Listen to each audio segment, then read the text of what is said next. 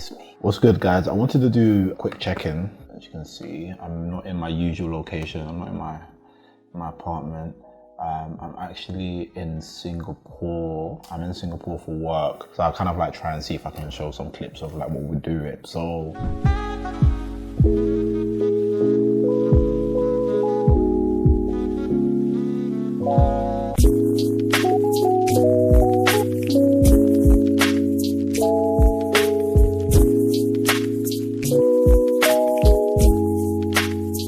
part of my role, my job, I run partnerships for a liquid staking protocol.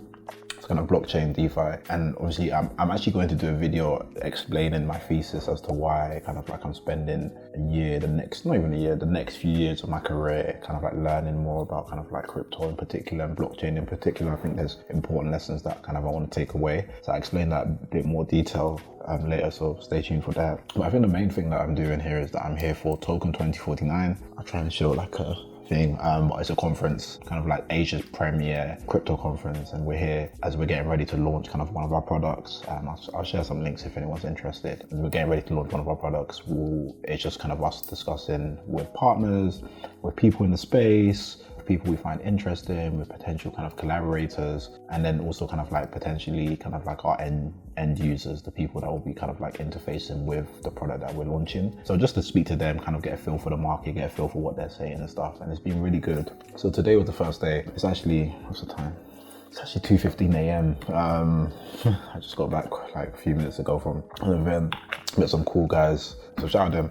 They watched the video. Some cool guys. We went to go and get some dinner, which was really good. You know, we spoke about everything, so it's pretty cool. But yeah, the purpose of the video, I think, initial thoughts on Singapore. This is my first time in Singapore, and I have to say, while the flight was brutal, it was like 13 hours, and I was at the like wall, so like when someone would lean, I couldn't lean back, so it's like that in my face. I'm hopefully I get a better seat on the return. But yeah, it's really cool. I really enjoyed. But yeah, general thoughts on Singapore. Singapore is like amazing, fantastic. I think there was a tweet that I saw in which Kwan Yew was talking about kind of the inspiration he took from when he visited a European country. I want to say it's either France or Italy. I might be wrong, but from my memory, kind of is one of those two. I'll kind of link the tweet. And then he was basically just observing the fact that when he was coming from the airport to go to his hotel, he noticed that there was kind of like beautiful kind of like flowers and flora and fauna in terms of like trees and stuff, and how that kind of informed his view of kind of like that country. And he said that was an intentional thing that he wanted to do for Singapore. So he wanted to make sure that Singapore had relatively kind of a similar thing, in the sense that, you know, they had kind of like this idea of just beautiful kind of like scenery as you come from the airport. And he said that that would be really good, and especially in terms of FDI, so foreign direct investment, as they're trying to attract investment. And it's worked remarkably well. Like, you look kind of like over the last 50 years, the development that Singapore has seen has been absolutely immense, and really, really, really good to see.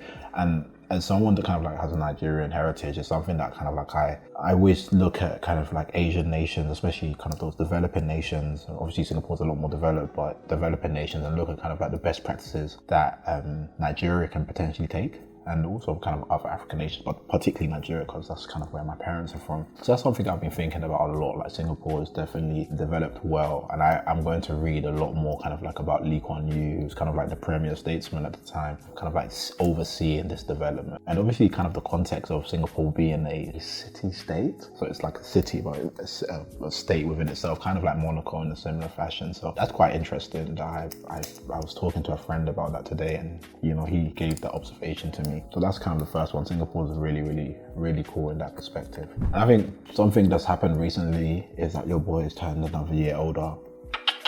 It was my birthday like last week. Happy birthday to you. Hip hip. Hooray! Hip hip. Hooray! Hooray! And I've just been thinking a lot. Like, I'm grateful to like God for just the last few years. They've been intense, they've been tough, but like I've taken a lot of lessons. Obviously, just kind of like looking at ways in which I can kind of learn and grow. And as that kind of like growth process kind of continues, I've like, one of the things I've seen and one of the thoughts that I've like had that I want to share, for like little notes that I just wrote down, thoughts I can't speak without kind of writing down points, is just the idea of being less sloppy. I think one of the things that's happened, or I've seen, observed for myself is that I've become quite lax in the way in which I've gone about things that have been like previously non-negotiables. Kind of the time you wake up, the effort you give to kind of like your craft, the time in which you kind of like spend intentionally trying to kind of like work on yourself. That's kind of like been something that I've kind of done, but it's kind of like I've done it on the off. Whereas before, like it was something that was very, very, very intentional, but I created systems. And I had dinner with like I had lunch with a really good friend. Shout out George. I had lunch with George, and in it we were just talking about like the importance of systems and like just the importance of systems. And in it he just kind of like reminded me of how important they are, how important it is to kind of like develop systems, how it is important to follow through in systems at the end of the day. And there's a quote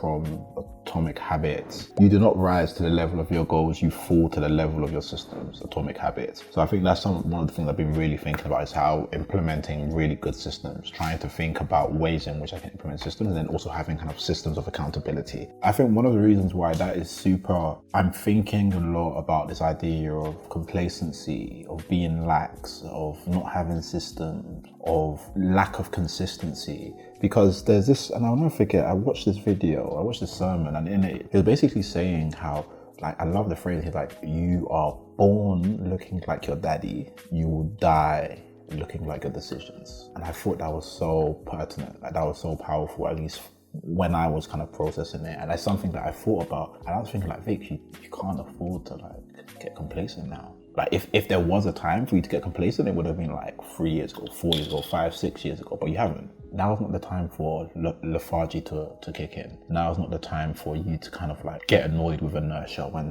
and then the resistance, and you start to kind of be like, no, I'll do it later, I'll pull it off. No, now's not the time for that. Like now's the time to lock in even more. Like now's the time to like, you know, keep on processing your goals, keep on processing your aims, your objectives, keep on going, put that consistent work in. And I think sometimes what I would get upset with is just in the middle, you know, that middle process where you haven't got the kind of like enthusiasm that you had at the very beginning, and you haven't necessarily seen what you wanted at the end. You're in that middle period, and especially kind of like us in our mid or our late 20s, and maybe people in their 30s can resonate. You start to feel like, oh, will this ever work? Like, will I get kind of like what I'm looking for and stuff like that? And you will, like you eventually will, but I think it's the person you become in the process, you know, and that's something that I've been thinking about a lot. Like I've been journaling a lot about that. So it's like, it's just a reminder for myself and for you, like just don't give up. If you were gonna give up, you should have given up time ago. The fact that you're still here and you're still going, like, it's high key an L. Not high key. Like high key, it's an L if you like give up now. So just keep going. So one of the things I've been doing is kind of like working on my fitness, you know. I go to the gym quite a bit, but my cardiovascular strength, that's the one I need to work on. But yeah, so like running, kind of like cardio, trying to take up boxing. I'm still contemplating about getting punched in the mouth, but like things like that, really working on that. And also mobility, like stretching. Like lads, stretching is very, very important. So make sure you stretch. So I think I might need to go back to like classes, Pilates and stuff like that. I remember I took a Pilates class one time, and that was the only guy. That was a hard class, Lord have mercy on it. But yeah, working on systems, like making sure that I'm getting better at building systems, and also adhering to systems and creating accountability around those systems. So whether that's friends that kind of like we check in with my goals, with my kind of like thoughts and things that I'm trying to achieve, things that I'm trying to stop. So that's kind of like a system that I really think is really important. Like really important, something that's been on my mind. It's like systems, Victor, like systems, get discipline again. Get discipline, stop being lax. Because when you're not lax, when you operate a system, you're really effective. But when you do, and you kind of leaving it to vibes, like you can't really measure how effective you're being, because it's kind of on the off chance that maybe you're having a good day off or you're feeling good. And we don't really leave our goals to the feelings. Because if we do, there'll be times where we feel good, great, but there'll be times where we don't feel good. And what happens then? So that's something I've been thinking about. So yeah, so that's kind of an update that I wanted to share. I think it's really important to share that.